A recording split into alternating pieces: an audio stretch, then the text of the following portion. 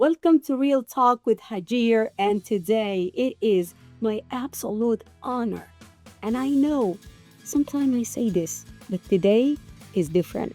We have someone special, someone who admire, look at as an inspiration, as a role model, someone who made it, but is still come back and give back to the community. And she's still grinding, she's doing her things. And without further ado, let's take a look at the one and only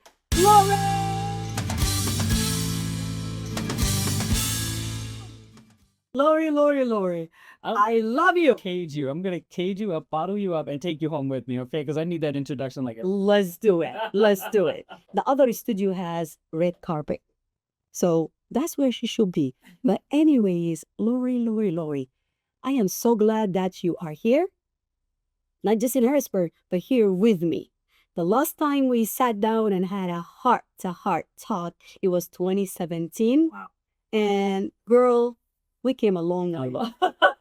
That time, we did not have a space. I mean, I was like filming in different places, but most importantly, Lori was here for a short period of time, and she actually met with us at the airport. This woman is busy. Yes. She is famous, top notch, and she's still, going and climbing up there. But in her way back to California, she was so good to me. She gave me time, and we made it work. Because what? We make things happen and make things work. We packed everything, went to the airport, Harrisburg International Airport. We sat there with the noise, with the everything. Go back to our previous shows in 2017. She got blonde hair back then. Talk to me. We 8 sat in years. the food court. We sat in the food court Yes, we did. together for about 30 minutes. Round table. Round table. That's right. That's right, for about 30 minutes. Yeah. And right after, I got right on the plane and went right back to LA. Yeah. That's grinding. That's not grinding. I don't know what. So since 2017, I follow you. See so many things, ups and downs, the fight, what you do every day is inspiring. So tell me, sell me. So the hair has changed from 20. I see. I'm oscillated. I went back and forth between the blonde and the black with Yao Wow, but it worked. At the time that I met with you in 2017, I was still not quite, I had quite made it, and yet I was in process. So I was doing a lot of like being a background actor, or being a stand-in, which is like a body double sometimes for celebrities. So I was doing a lot of that at that point and working my way up. So there's like a tier. In Hollywood, you don't just jump right in. A lot of times, you don't just jump right in and become this famous celebrity. It's like, what do they call it? It's like a 20-year process to become the overnight success. It's about a good 20-year process. So it's definitely never overnight. So I was working my way. I was doing my thing, and it was my first time home.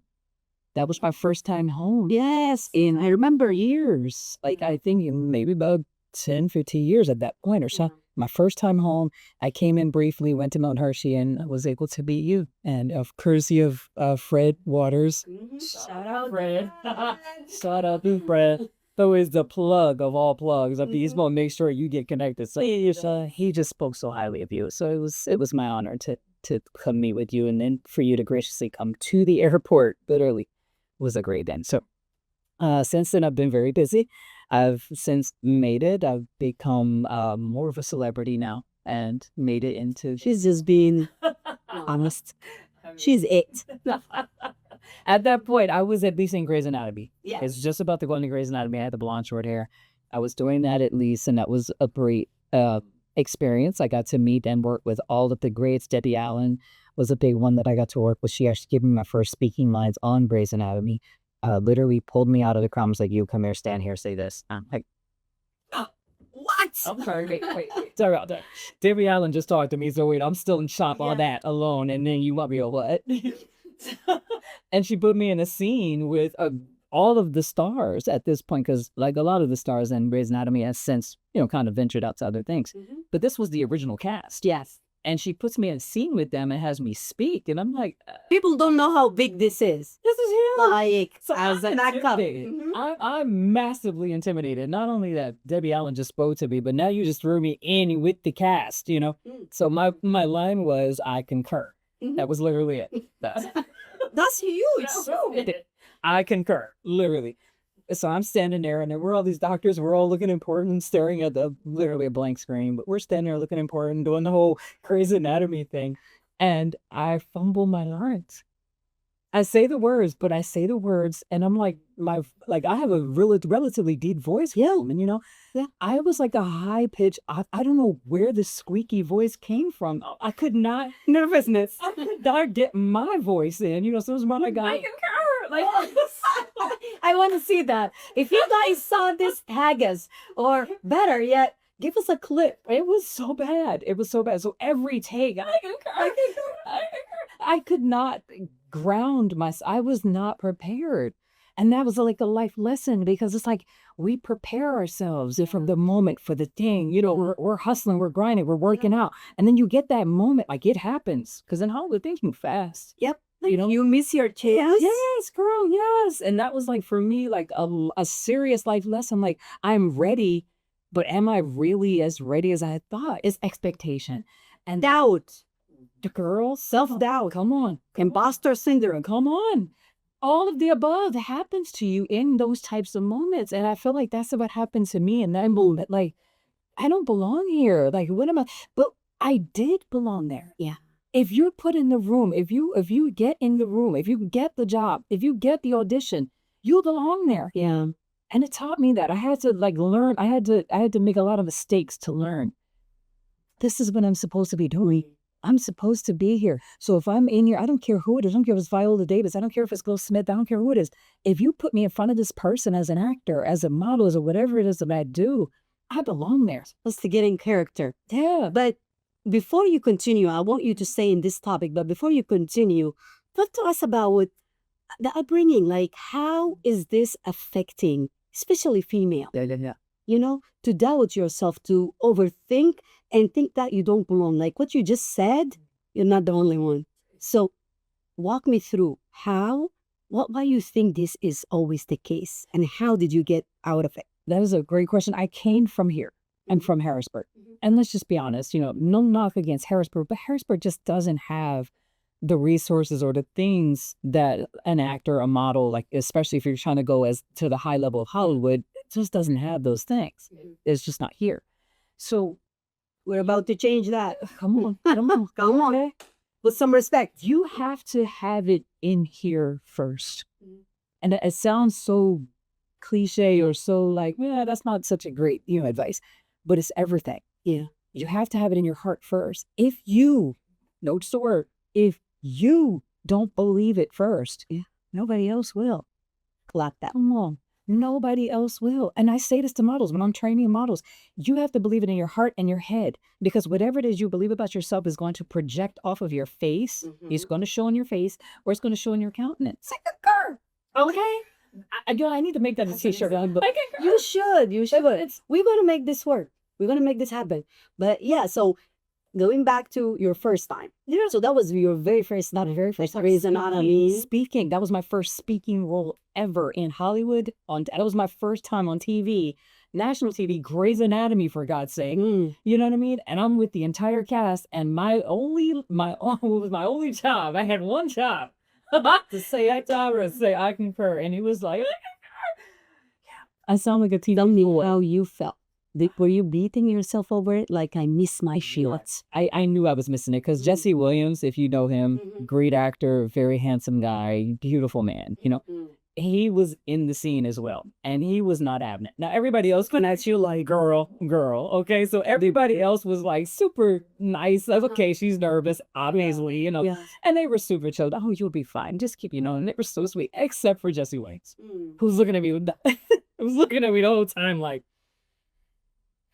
now we have to do a whole retake. come on, girl. Like, yeah. So every time I would make a mistake, he, I don't know, and that deep, that authoritative good. girl. So that was even making it worse. So I'm like, okay, now I'm looking at him. I'm not focused on anybody else but him because I know I'm ruining the scene. Yeah. So we did the scene roughly about 5 times. Oh gosh. Yeah, 5 takes. Yeah. It was bad. So long story short, they cut me out of the scene, but I still get residuals because technically I did do the scene. I spoke. So life lesson, a big, big, big life lesson. But that came full circle roughly about a year later. Grey's Anatomy called me back. Mm.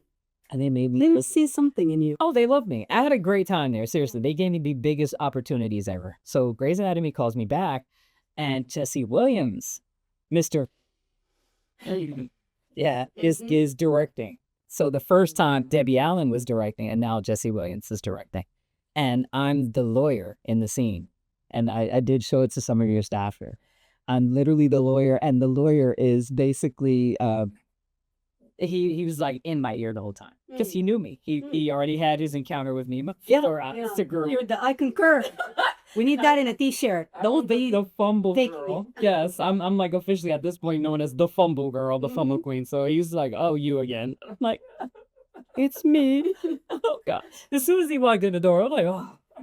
Like my confidence was through the roof, and then he walks in. I was like, oh, he's about to cry. He was sweet. He was absolutely really nice. He knew. He would get right in my ear. I mean, whisper. And I had the biggest crush on him, by the way. Like when you meet your celebrity crush, okay? And then he's hard on you. It's like, so he was in my ear, and the whole time he said, okay, Lori, we're not going to. This is Washington is my bar now. And I met him too. We're not going to go big. You know how you do. We're not going to go big. We're going to keep it.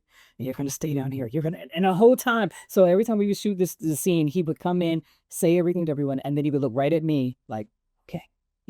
But Zach gave me the confidence because I mentor you, basically. Yeah. I finally got the approval of the very one that I like basically flubbed with. I got it back in this particular scene. So I can give you the clip for that. How many times? We're going to show the clip.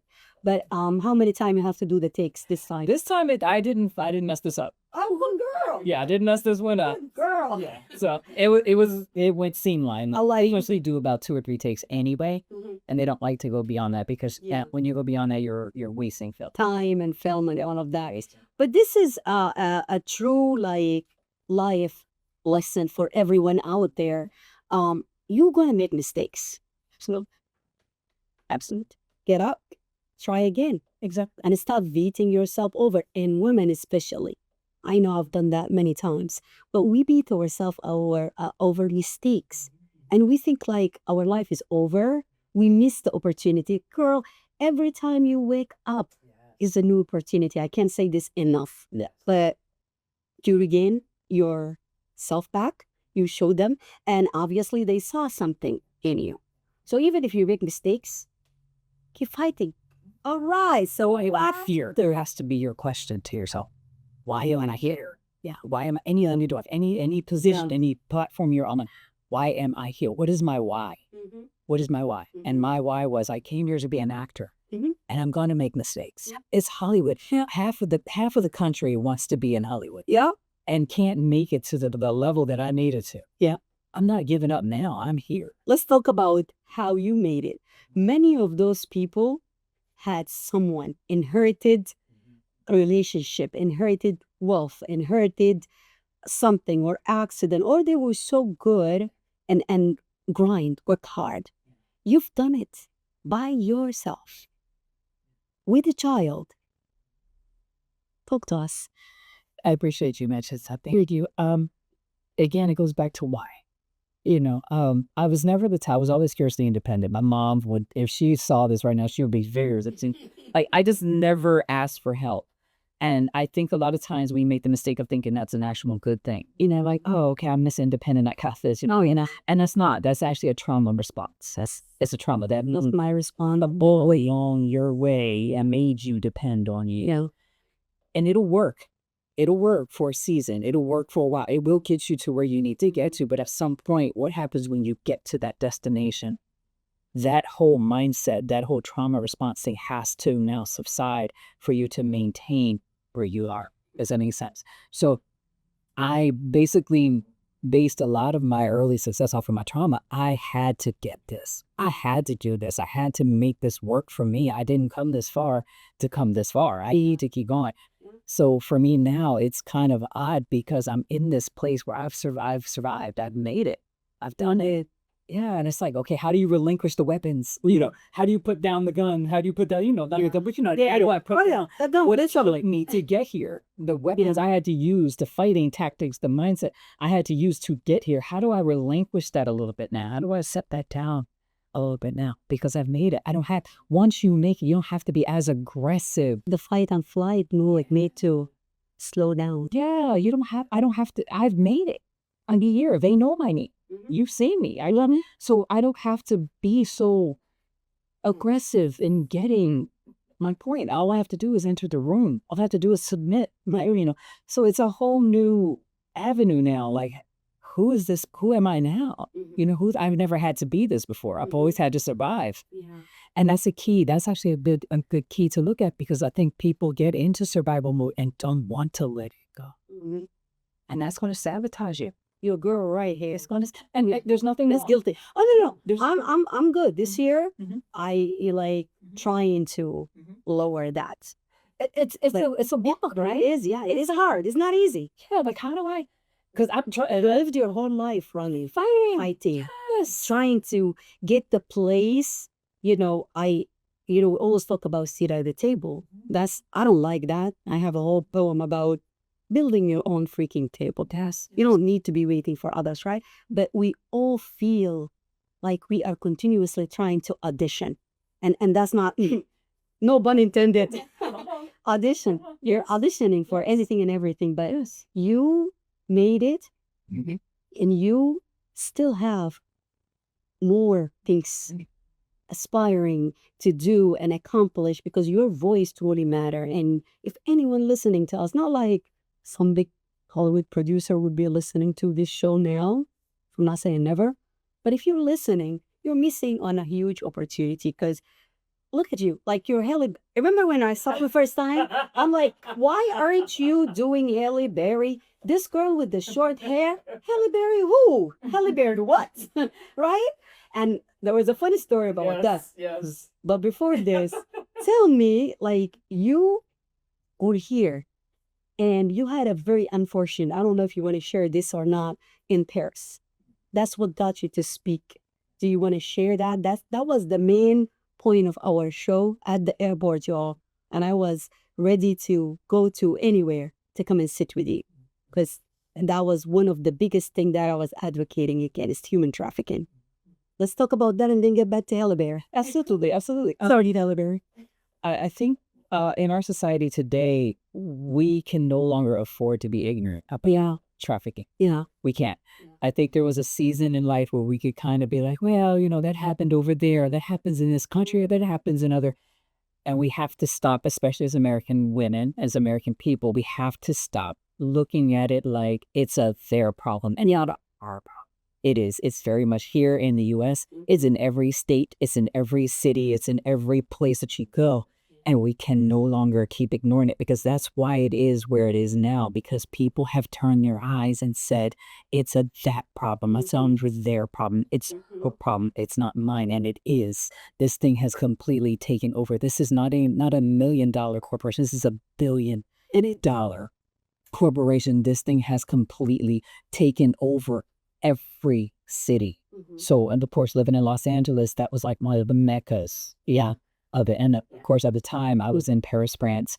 As some people may not know, I was in Paris, France, and I was modeling over there. Modeling is one of the easiest and fastest ways to grab a girl, to get the traffickers, because these are models, they're impressionable. I will say this. How about this? I met a girl. Her sister was my roommate, and her sister and I went to school together, and the sister didn't go up. The one sister that didn't go to the school, she became a famous model. So because I went to school with her sister, I got to find out about her. This is how crazy life is, but this ties into everything you're asking. The sister went to Paris 20 years before I did. Okay. And I saw her. I was just like fascinated by this girl. Like, I have to be her. She's wonderful. Like, look at this girl. She goes to Paris. Same thing happens to her. No, she and I just met this past year, my birthday this past year, and we sat and had champagne and we talked and had a good old time. Had no idea we had the exact same story and situation. And even further, met the exact same person who saved both of us. Oh my, years apart. Cannot make this up. You cannot make this up. So when I saw you and I told you about my story, it all helped me, who saved me. I had no idea this same person helped and saved her. We're sitting me chill, right? Right. We're sitting here, we're talking. She, now in her case, she was modeling, professional model, had an agent, everything went over there. The somehow she got some sort of job. The job basically came and picked her up, or the person came to pick her up to take her to the job. She and several other models were all in the van. She got in the van. They closed the door. And as she's in the van, trust your instincts, ladies. Okay? Trust your heart, your instincts. Something in her heart was like, get out of this van. Get out of this van. Get out of this van. Now, mind you, if this were a legit job, she could have gotten in tons of trouble from not only the agent, but the owner, wherever it was that was sending her to pay her for the job. So she just trusted her instincts. And at the first red light she found, she jumped out of the car, jumped out of the van. The girls that were in that van were never seen again. Oh my God, ever. These were models. These were American models. They were never seen again. And she jumped out of that van. And when she did, this nice, happy-go-lucky guy driving them that was very polite, very pleasant, turned into who he really was. Get you was the trafficker. He's yelling at her and cursing at her. And she goes running top speed for her life. She runs into a man who basically stepped in because he's from France. He knew the market. He knew the city, everything. He knew how things were. And he protected her. So wherever she went, when she would go to her jobs, auditions, he would walk with her to make sure she got there and she got back. Okay. Shout out to Valentine. We're 20 years later. I'm in Paris. I'm there by myself. I'm an American woman, ignorant, as you remember my story, ignorant, blind. All I saw was I'm a model and I'm in France. This is amazing. And I'm just glad to be here. I'm doing my jobs. I think one of the biggest things that a big mistake women make is they trust women too much. And I mentioned this before again. Remember, I mentioned that. I said, we as women are always taught to look out for what's your guard down. Be God. We're taught to look out for when they say don't talk to strangers, the first thing that comes to your mind is what? A male. The creepy little guy. Now we got that down. The van. Exactly. You got that down. As women, we have that. What we're never taught is what they use to come against us, which is one, either the BFF type girl, that girl that's gonna be like, hey girl, oh you're so cute. That girl, got a job for you, girl. Or the maternal, the motherly, the one that said, oh baby, I got you. Come here, come. We're never taught to have our guard against them. So in my case, it was a girl. She befriended me. She was a friend, and she basically sold me to a guy that she knew was a trafficker. And she knew what he was saying because she was translating for me. And she knew exactly what he was saying. I didn't speak his language. You didn't speak the language? Not very well. So they translated. He paid her. She got the money. She took the money and she ran. I ended up going to the meeting to meet with this guy. And when I got there, found out through my translator, because I had to hire a whole nother translator as she took the money and ran, the girl that he initially paid. I brought in another translator, which was an elderly woman. She was older. She was more mature. And she wasn't playing any games. She came in, and when she found out that this man was like, I'm coming to take her. He told her flat out, I'm coming to take her. I need to beat her into submission. I need to see how mentally strong she is. He literally told her, like, oh my God. And I meant nothing. What is that? I meant nothing to this man.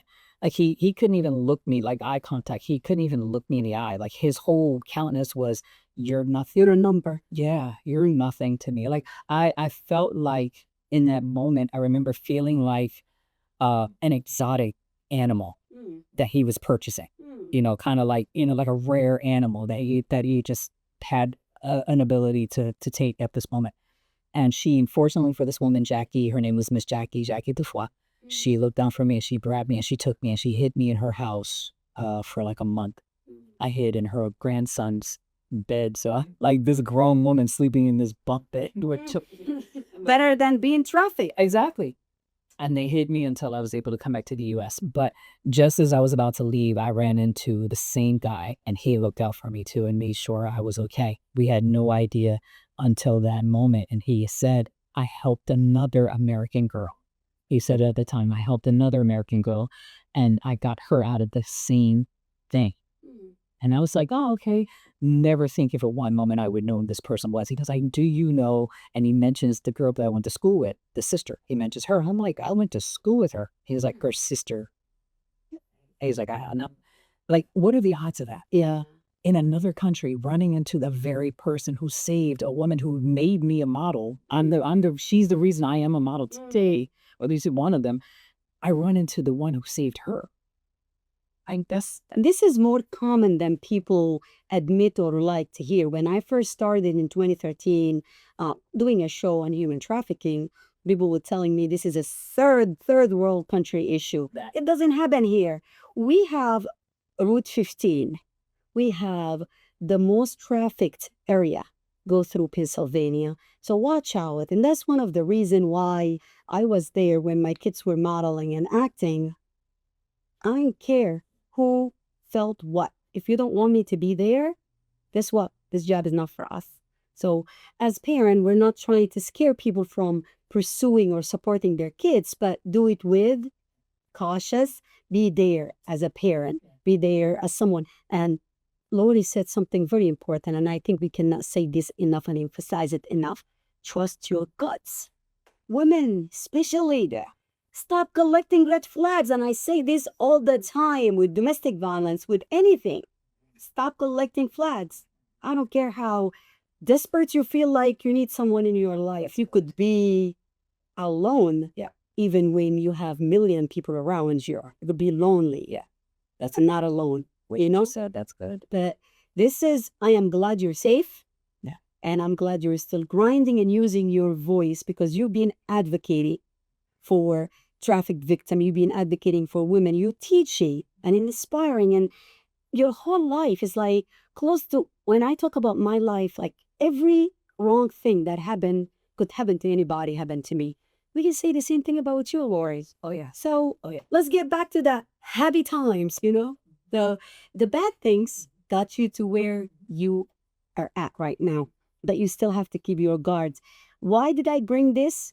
Not to dim the light and get you back into, that bad timing, but to tell you that there are so many factors that caused you to do that.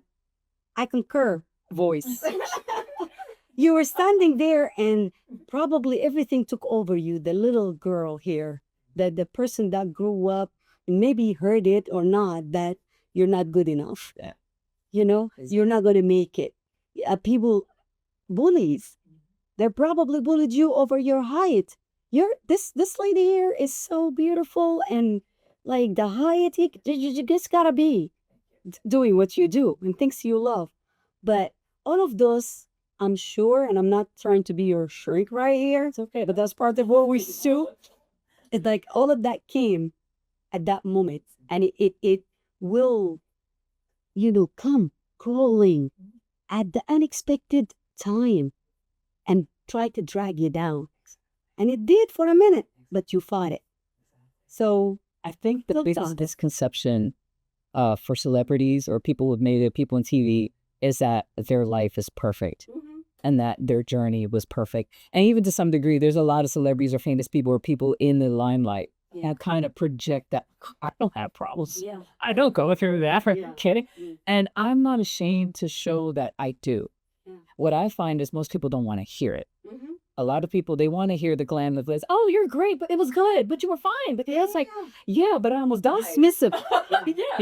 But I almost wasn't here, I almost didn't come back to my son, I don't mind telling the hard parts, especially if you're trying to do this yourself. If this is a arena, should I say, that you want to enter into, you got to know how to fight, just like a gladiator. You're not going to throw somebody into a fight unequipped. Neither should you jump into a fight ill-equipped, or at least, without the knowledge. So I think that's a big mistake that a lot of us make. We come into this and we have these celebrity people we're around or we admire, but we don't know the backstory. Yeah. And we don't want to hear oftentimes the backstory. But I'm saying, tell the backstory. Yeah, share share what happened. Tell them what's out there. Tell them what's going to happen to them. Because I think what causes people to make it and not make it is the perseverance. Well, what are you persevering? It ain't good times. Yeah. You know, what are you resilient from? If someone calls you resilient or strong, how do you think you got there? You know, it wasn't because everything was all peaches and roses. No, it was tough. No. It was a fight. I'm not ashamed to show those battle scars. I'm not ashamed to admit this was not easy.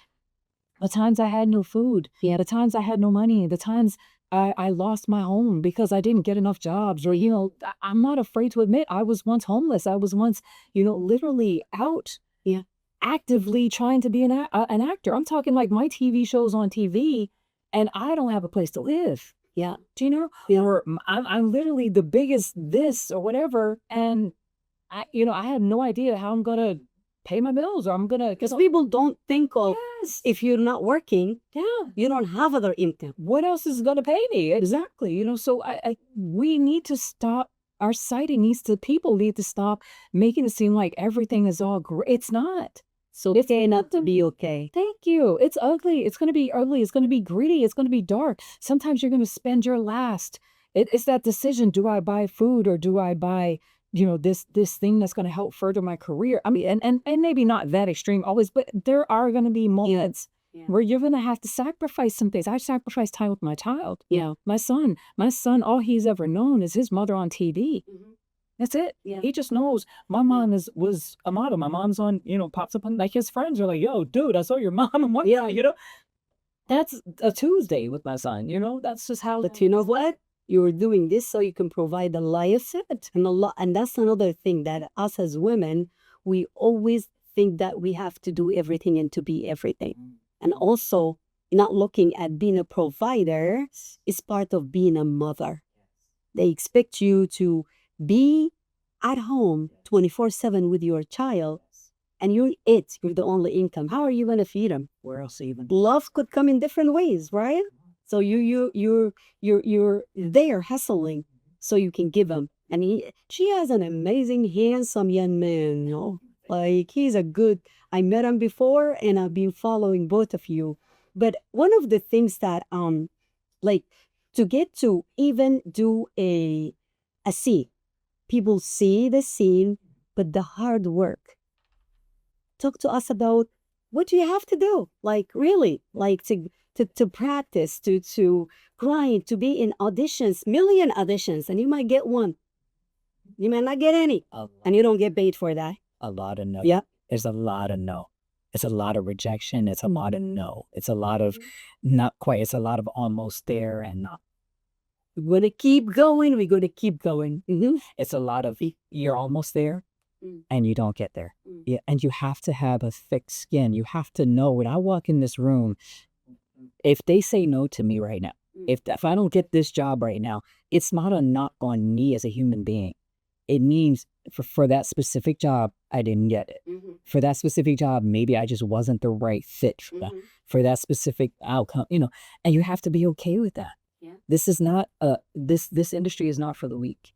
It is not. It's not for the weak. And with that, we are going to stop this part 1 and we will see you again in part 2.